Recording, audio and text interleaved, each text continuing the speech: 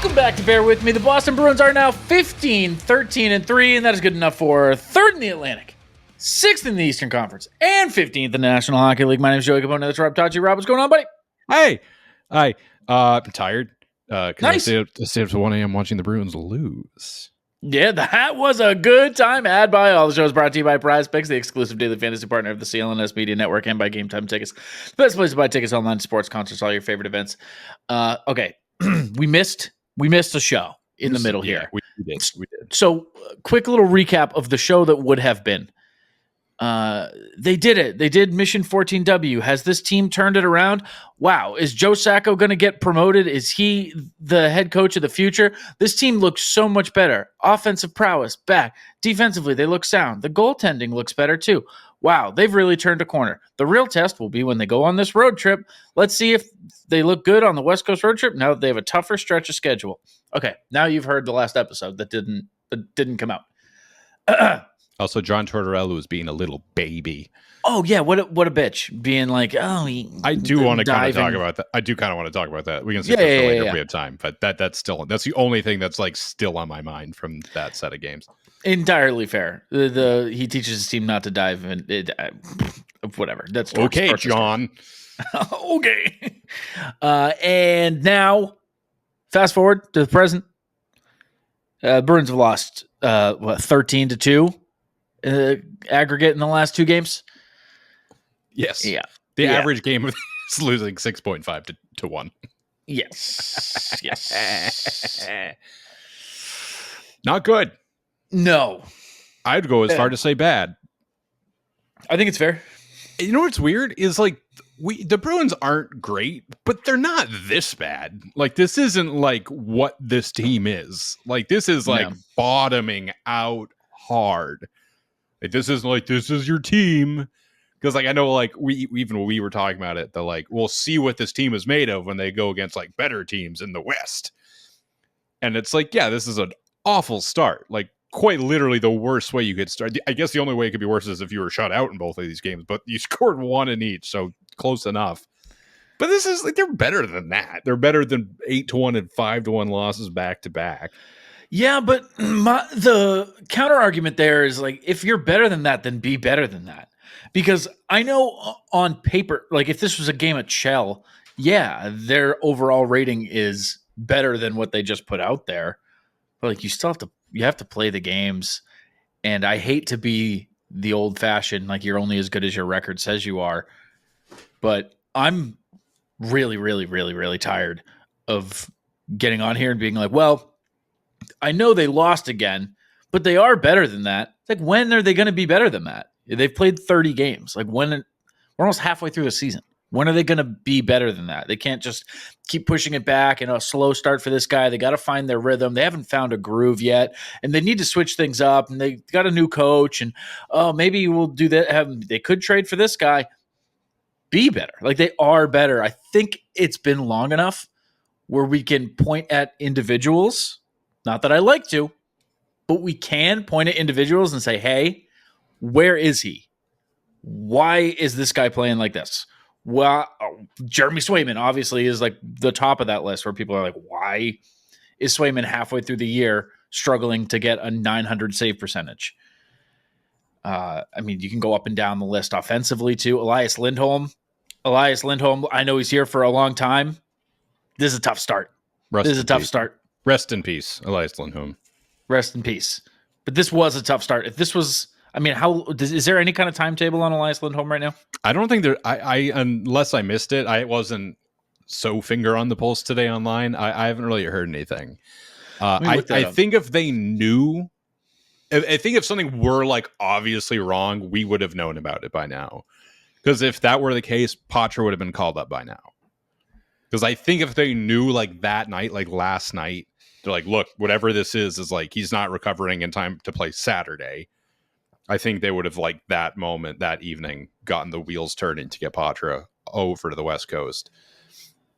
And that is a whole other thing we'll talk about. But yeah, I even missed what it was exactly. I think they just said upper body because classic hockey. There was the blues player who took a skate to the penis. Yeah.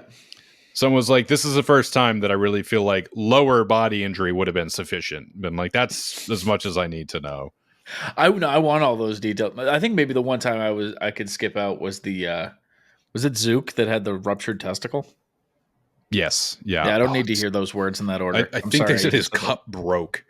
like that's terrifying. Yeah, I'm looking at Mark Dever's post here saying the Padres still in the Eastern time zone because Providence is playing Bridgeport tonight. So Padre now on the second line between Merkulov and Letary. Letary having a fucking hell of a season. I mean, I think these are like two different. We're kind of bouncing around a little bit. I mean, you know me. I know. Well, they do kind of go hand in hand. Elias Lindholm. Yeah, they do. Going down for some time. Patra should get a chance to get back up here. But let me say, it sucks that it took an injury to get Matt Patra back up here because he has 12 points in the last 3 games or whatever. It's not actually that. It's like 10 points in the last 5 games or something, isn't it? It was like 8 in his last 4. Is that what it was? It was like 4, 4, and 8 in his last 4, 4, and 8 in his last 5 is what it was. 4, 4, and 8 in his last 5. But he's on a heater, and like they're like good goals, and both of it. He has 2 on the power play. Like he's big on the power play. That's like a big thing I'm taking away. It's that they really fucking use him on the power play, and he just seems to be getting better down there. Like he had a bit of a slow start. Like if you look at his total points over since he arrived there, like most of them have come in the last like 4 to 5 games. But I agree. Like, and it's not only does it suck that Elias Lindholm is injured, but it's like Patra like deserved to come up regardless if someone was injured. Like his play 100%. Warranted getting brought into the lineup no matter what was going on. And what I mean is to say that it shouldn't have required an injury for him to been given that space. No, and we're kind of getting ahead of ourselves here. Like they still haven't announced that they're doing that, and they could pull something crazy and call somebody else up if they really wanted to. But or Lindholm could just be fine. Or Lindholm honestly could be fine. Like Pasternak missed the practice before the game last evening, or possibly the first road trip game, which I missed entirely. I saw it was like the morning of the game day, and people were like, "Pasternak is playing tonight," and I was like, "Yeah, he does that a lot." Like I completely missed that there was any doubt. So yeah, Lindholm honestly could be fine. Like the fact that I haven't really heard anything makes me think that there's nothing too serious going on. But usually, when you get the Elias Lindholm will not return to tonight's game, like that's not. It doesn't feel like that's usually just for that game. Like that's usually like, all right, we'll expect you to miss a bit more. But yeah, I mean, who knows? I mean, it does kind of create a headache being out west, having to call somebody up cross country, all that. But yeah, big time. Yeah, I feel like there's a little bit more incentive to play through something that might be going on if that's the case. But I mean, if it's serious, you're not gonna play through a fractured rib or whatever. But you know what I mean. What? They're playing the Canucks on Saturday. We're gonna have Jake DeBrusk score a hat trick against us. That's all I know. Yeah, great. Yeah, awesome. Here's the dude. It's such a weird place that the Bruins are in right now. Just like if you look across the city at what the teams in Boston are doing and like the narratives around them, you know, the Celtics are just the best and they're wiping the floor with everybody. The Pats, it's football, but it's approaching the end. People are kind of just counting down the days and enjoying Drake May's development, looking forward to the future, thinking about the draft. Red Sox, whatever. You can listen to ITM. What's going on? they got a dog. So they're apparently turning it around. They're also looking bright to the future. The Bruins were supposed to be hand in hand with the Celtics, where it's like they're supposed to be good right now. They're supposed to be contending right now. And the narrative sucks and it's stale. It's so stale that everybody is just going, man, what is going on with them? And I hate to get on here and just do that same thing because people are looking for some kind of engaging conversation. And there is stuff to be had. But by golly, dude, I'll drop a hard by golly. It's hard not to get on here and go, what is going on? Because this is just, it's not the team we signed up for. And every night it's kind of a, I wish there was something else going on too. You know, I wish, yeah, or like, I don't know, like a narrative that like, ooh, like the locker room is there's infighting with the Bruins, or I don't know. Like, do you want a distraction, or do you want there to be an explanation as to why this is happening? I want there to be something engaging surrounding the Boston Bruins if they're not going to do something engaging on the ice. Oh, okay. I want them to grab my attention in some way. And listen, 3 fights in 4 seconds, that'll do it. That'll grab me for the night, I guess, when you're down 8-1 or whatever it was at the time. But, Rob? Unpopular opinion. Yep. That did nothing for me. I don't think that's unpopular because, like, if you're down 6-1, I don't care. The game is over. Like, that's only cool. If it was like 3-1 and you did that, be like, fuck yeah, let's go. Get that energy. 2 more. What's that? Nothing.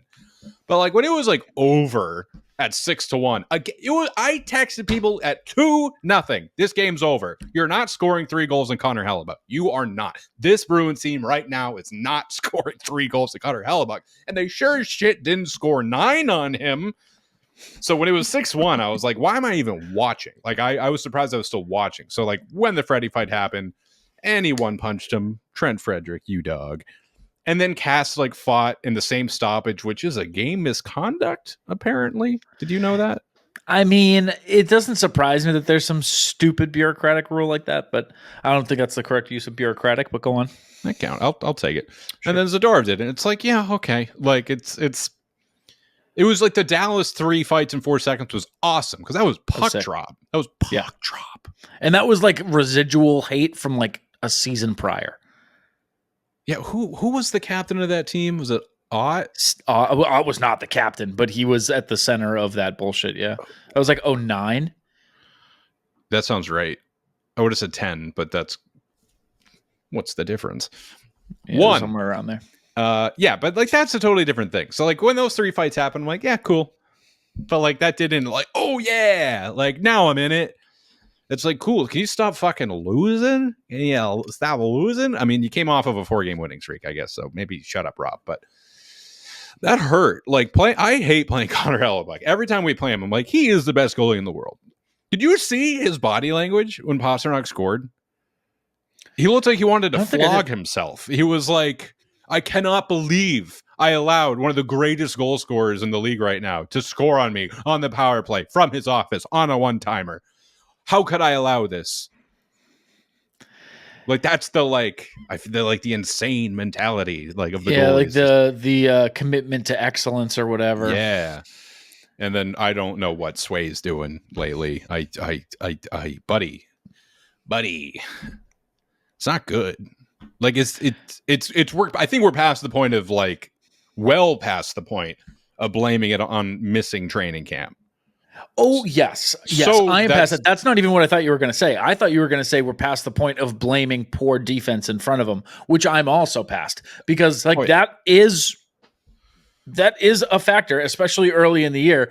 But you don't play. Let me pull up the actual stats here. But you do not play how many games? 21 games and have an .885 save percentage because of your defense, unless you're the fucking San Jose Sharks. Yeah, and like obviously, like you kind of have to take every goal by itself. Like there's always so much nuance into like, okay, whose fault was this? And yes, there are goals going in and situations Swayman has put in because of bad defense. But like for Swayman, for any goaltender, and then for Swayman, for a man who's now $8.25 million a year, you owe the team some saves that you don't have the right to make. You owe the team like not just like, no, he played as well as he does. Like there's here and there, you kind of have to be like, holy shit, he was our best player. Can you think of a moment, not forget a game. Can you remember a moment off the top of your head where you've been like, holy shit, Swayman, what a save? No. Corbusello, I can think of like at least one, maybe 2. But like, no, not with Swayman this year. And that's bad. That's real bad. And like, we talked a lot about this, like when the negotiations were still going on and floated the idea of like, if he shows up and that is a shitty year, that's so bad, like optically. And then just obviously for the team, there's lots of consequences. But it sucks. Like it's not having confidence in your main goalie, like not great. And then Korpisalo's been punching well above his weight, I think. Praise Bob Essenza. My God, let's get that man a Dunkin' Donuts gift card, courtesy of Bear With Me. Can I borrow $10? I will say this is a broken record thing, or not even a broken record thing. This is just revisiting a take that I had a couple games into the year, and I'm not going to pat myself on the back and say I was right or anything, but I'm just going to restate it because I believe in it even more now than I did then. They have been rocking like a 2-1 rotation. Swayman's played 21 games. Corpy's played 11. I don't think it's crazy to 50-50 them for a little bit right now. Like, you need wins right now. And if Korpisalo is giving you your best chance to win games, you do it. I don't care what it does to Swayman's confidence or, his workload going into the playoffs. I'm not thinking about the playoffs right now. You need to get yourself firmly in playoff position before you start worrying about rest versus rust and workload management and all that stuff. In your best chance right now, I think, to having Korpisalo in net. Yeah, I would take it even further and say keep the 2-1, but flip them.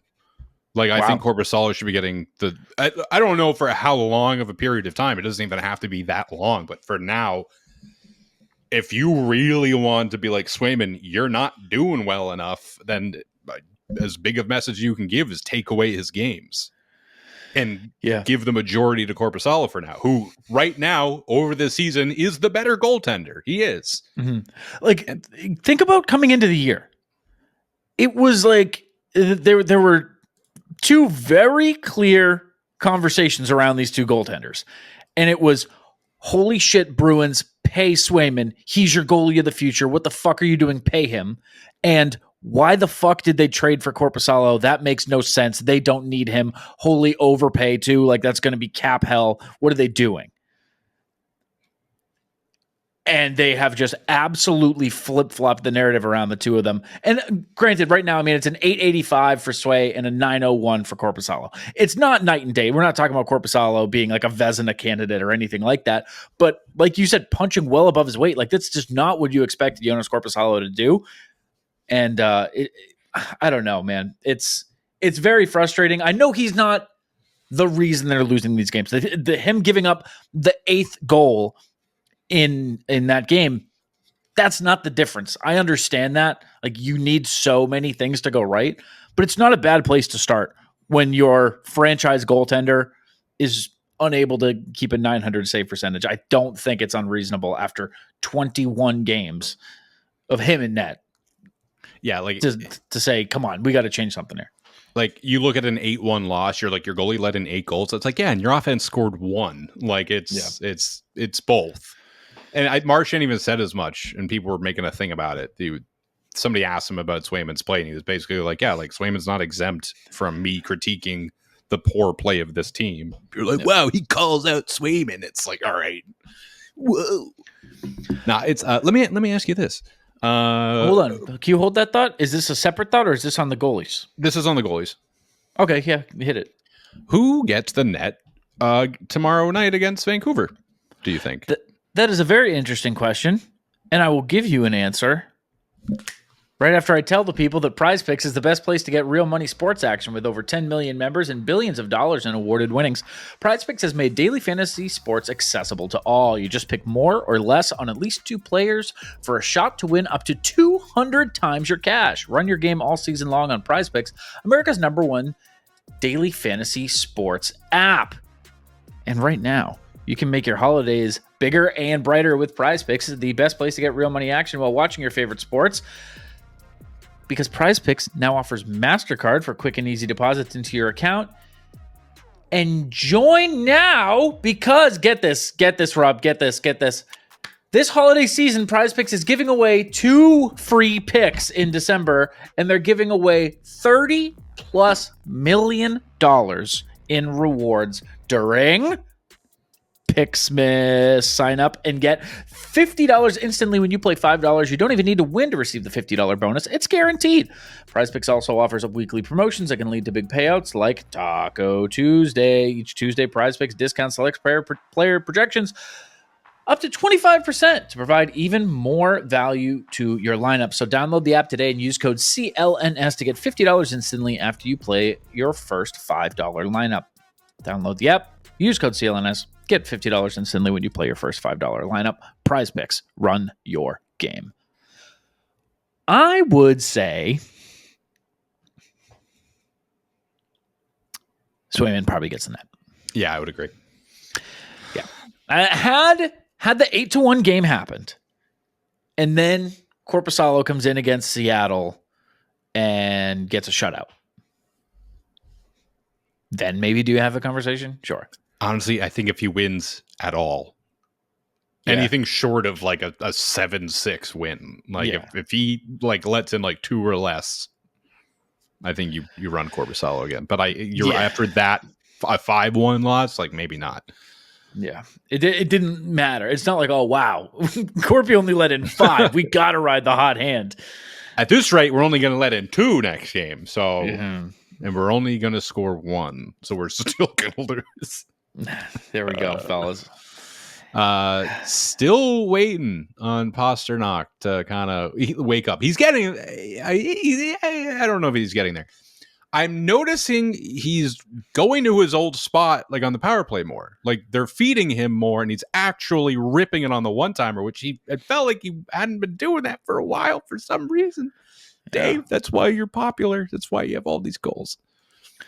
I mean, Pasternak, it's crazy. You can just look up and down the whole roster. Pasternak's below a point per game, which low for him. Marchand, well below that. Third on the team in points right now is Justin Brazeau, which you can frame it good for him. He's overperformed, I guess, but like not really. He's like where he should be. 6 goals, 8 assists in 29 games. That sounds like a good season from Justin Brazeau. So and he's playing with Marchand a lot too now. That's another thing. Yeah, not for this whole season, but and it's like, oh yeah, it's the good numbers. But if I also told you beginning of the year, hey, around Christmas, Justin Brazeau is going to be third on the team in points, you either think that's a really great thing or it's a really bad thing. And it's a really bad thing. It's a really bad thing. Not good. Pasternak right now is on pace to finish the season with 26 goals. Yeah. Which would be his fewest in a season since his sophomore year in 2015-16. Sophomore season. Thank you. Yeah. He's a minimum of in the 2021. Oh, that was the COVID year, 2021, 2020 to 2021. No, 19. No, the 19 to 20, right? He only played 48 games in 20 to 21 and had 20 goals. But I will exclude that. All to say, he's not playing like himself. He's not. He's looking like, this is where I'm going to nuance or even argue with myself a little bit, because if you just the eye test, like he looks okay, very involved defensively, very aggressive, great stick plays. Again, like on the power play, like kind of getting back into that rhythm. He had the good power play goal on Hellebuck where he flubbed the first pass or the first one timer, got it back like 10 seconds later and fucking drilled it top corner far side. But like, if you're looking for this team to really get back on track, it's got to be on the back of one of your superstars having an unreal hot streak, or God willing, 2 of them. Like, we need like an outrageous, unsustainable explosion of points from like 1 or 2 players going forward right now, and that's asking the world of this team right now. It feels like it'd be asking the world to just not let in 6 goals next game. It's dire straits. Elias Lindholm hit me on pace for 7 goals, 26 assists. No boy. That's really bad. That's really, really bad. Again, with all of these guys, especially the new faces, I think we tried to give some leeway. Remember, namely with Zadorov, where you and I on the show said, no, he doesn't look like the guy we expected, but it's early. Let's give it time. Whatever. We showed some patience. Kudos to us. It's been long enough. This was supposed to be your 1C. And the idea of him struggling with Pastrnak, I get these guys are human beings too. And it's not just robots going out there, and you put good center with good winger, they should work together. But this guy who's supposed to be a top center and one of the best pure goal scorers in the National Hockey League, how the fuck do you not find it? I don't know. It's frustrating. It's like a microcosm of this season. You're like, this should work. Like, you're good enough to be doing well, and you're not. And it's frustrating. And then you and I and every other Bruins podcast and every other Bruins journalist is like having to write and talk about, be like, what's going on? We don't know. Yeah. They should be doing better than they are, but they're not. Cole Koepke's your MVP so far. Kastelic for 7th player award, right? Could be Koepke. Right, I think if it were right now, it's Kastelic by a landslide. I love Koepke. Don't get me wrong. I really like Koepke. I really do. But I do think Kastelic has the physicality edge. He has more of like, I don't know. He asserts himself to the fan base a little bit more than Koepke does. Koepke to me feels a little bit more under the radar, where Kastelic is like, I'm in your face. I'm taking your teeth. Like, I'm coming for you. Like, yeah. Like, he's just been so involved in fights and scrums and starting a lot of them, and has that Koepke-esque jump. Koepke's so fast. Him and Kastelic can fucking fly. Yeah.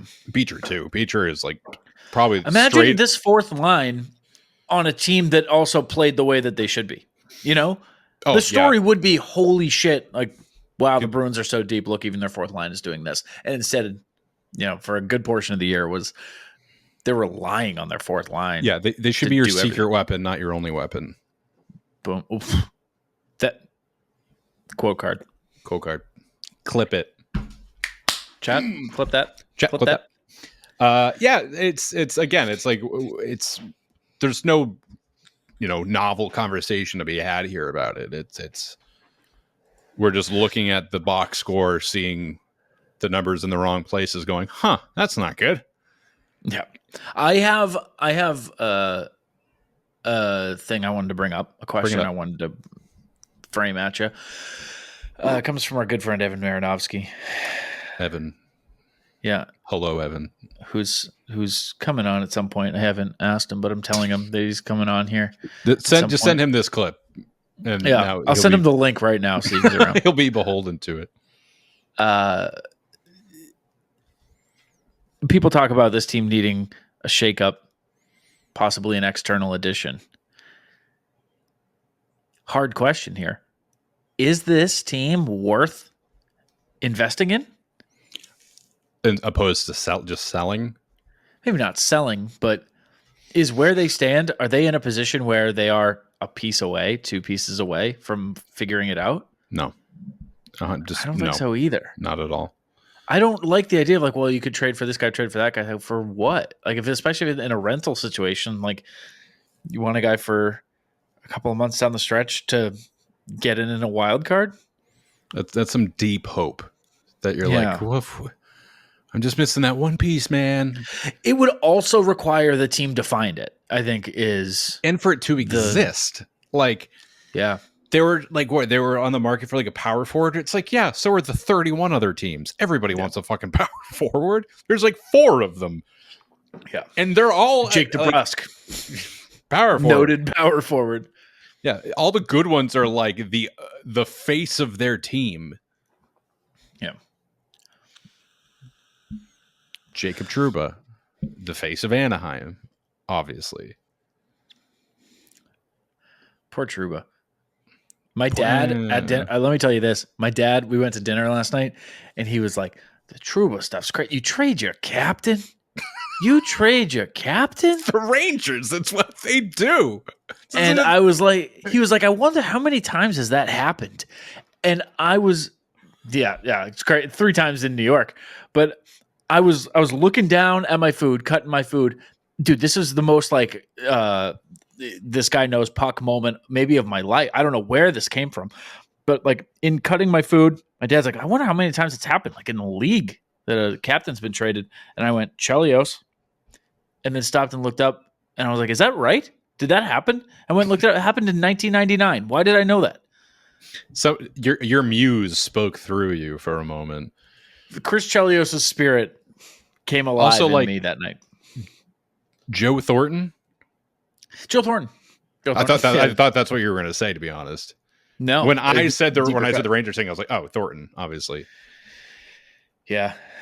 Yeah. I mean, it's a Bork. Oh, yeah. That's the Bruins traded 2 captains in a row. We did the same shit. So I don't even know. My dad's here talking shit about the Rangers. The Bruins did the same thing 2 years in a row. Or 2 captains. Trade Char, or did Char just not sign with Boston? I can't remember now. He just didn't sign. Okay, that sounds right. Because I remember they were like, we want you to be a third pairing. He's like, no, and I'm going to go to Washington. I forgot he was in Washington. And then you can eliminate me in the playoffs. And we did. Yeah, that was weird. That was a weird time. I hardly remember that. It's weird that we played Washington in the first round. Washington took a nap, and Craig Smith answered the wake-up call. Oh my God! I'm looking at Chara in a Caps jersey. It looks so wrong. I'm glad we all forgot about this. In a Blackhawks jersey, it's like, oh, what? What man in the high castle bullshit is this? It almost looks like some kind of international tournament or something. I believe that. They're the secret fifth nation. Oh, not great. Not great. Yeah. Do you think there's going to be a secret fifth nation that there's going to be a game? It's just the mascots. It's like Canada versus Sweden, and my God, the Czech Republic music starts playing. Dude, a Czech team would be so good too. I can't believe there's not a Czech team. Like, it's not like they're reaching. It's like some of the best players in the league are Czech. Yeah, I just don't know if they're deep enough, but I feel like they are. Yeah, I someone wiser and more knowledgeable than I would have to make that roster. But yeah, I feel like the Czechs Jagger would play. Jagger would absolutely, at the very least, he would coach. He would coach, and then he would go to the locker room and suit up. He'd be like, nah, we'll go out on ice. It would be like in The Longest Yard when Adam Sandler is still, Burt Reynolds is still in his gear. Sorry, everybody. Sorry, I got that wrong. I haven't seen it. It's a good movie. It's not the best, but it's good. Yeah, people say it's good. It's good. It's a movie. Definitely a movie. Yeah, it's the Elias Lindholm thing. For whatever reason, 5 minutes into the game against the Kraken, more than ever, it hit me how annoyed I was with his play. Not to rehash this too much, but I just I forgot that just randomly hit me. For some reason, that's when I reached my threshold with him. I was like, dude, can you fucking do something, please? Yeah. And it's like in individual plays, in individual moments, you're like, that was fine. What he did was fine. He's not bumbling around, but you got 13 points in your R1C. Not great, my guy. Lori. Sorry, go ahead. No. Lori. So he got sat for the Kraken game. He did. Lori wakes up and he's a -1 on the day. His minus is unbelievable. He is somehow only a -12. -13 is Frederick. How many players on this team have a minus?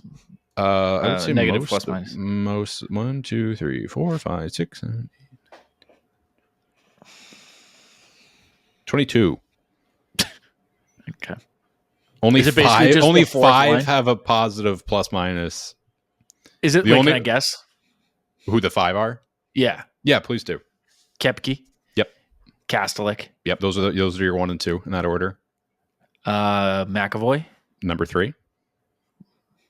See if you can get all 5 in a row. I don't think you're going to guess this one, to be honest. This surprises me. Is it another defenseman? It is a defenseman. Is it Zaddy? It's Zaddy. Zaddy's number 4. He's a +2. That's crazy. And so the fifth is going to be a +1. Yep. Is it Osterley? There's a grouping here. Who are we missing? Think of the first 2. Beecher. Correct. Yep. Those are your 5. Kepke, Kastelik, McAvoy, Zadora, Beecher. Your only 5 Bruins who are a positive plus minus on the season right now. Ooh, not great. But yeah, just talking about Lohrei, like he's a conundrum. Forget who it was. Somebody tweeted they're like, Lohrei doesn't work on a grinding defense first team. Like, yes, he has his offensive upside, but like that's the dessert.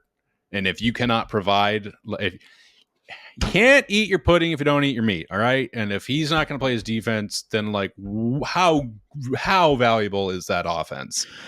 One could argue he's built for the playoffs.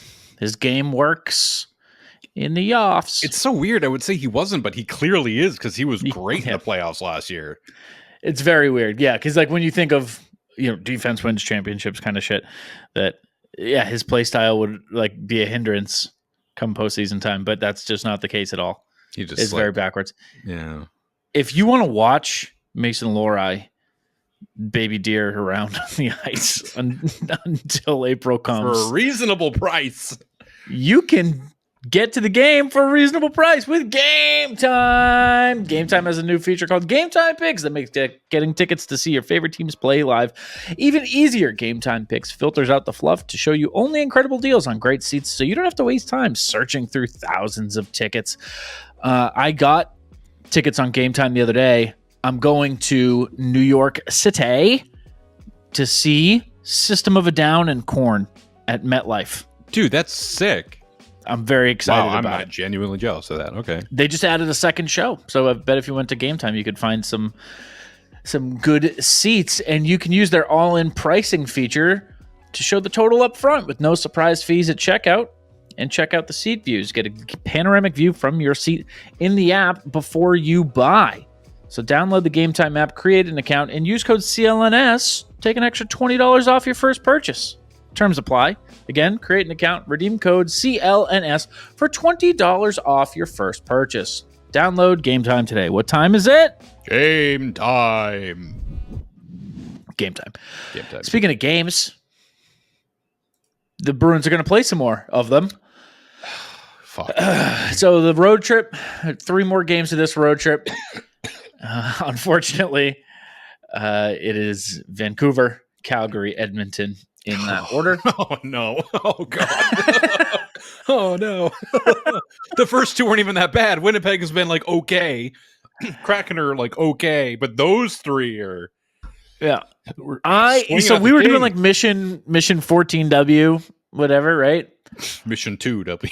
I was going to say 2. 1 point. Let's get 1. Just get 2 points out of the next 6. 2 OT losses, and I'm happy. We're a 0, 1, and 2 record, and we're like, you know what? We're doing all right. It could be worse. Could be worse. I mean, honestly, this is so brutal. This is just not the time for this. Actually, it was the time for this, which is the craziest part.